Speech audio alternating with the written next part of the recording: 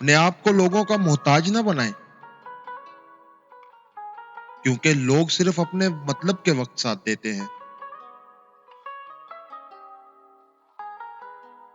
आखिरकार आपको खुद ही गिरना होता है और खुद ही संभलना होता है।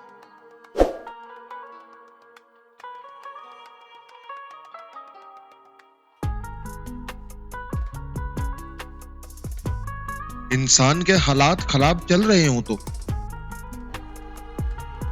पीठ पीछे ताने मारने वाले और हंसने वालों की आवाजें हमें जानी पहचानी लगती हैं।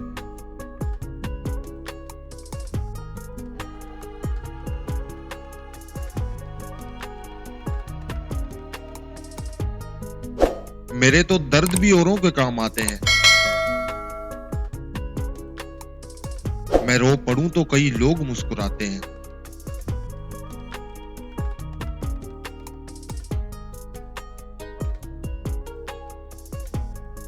सब्र किया करो, अल्लाह ने हर चीज को अता करने के लिए एक बेहतरीन वक्त रखा है।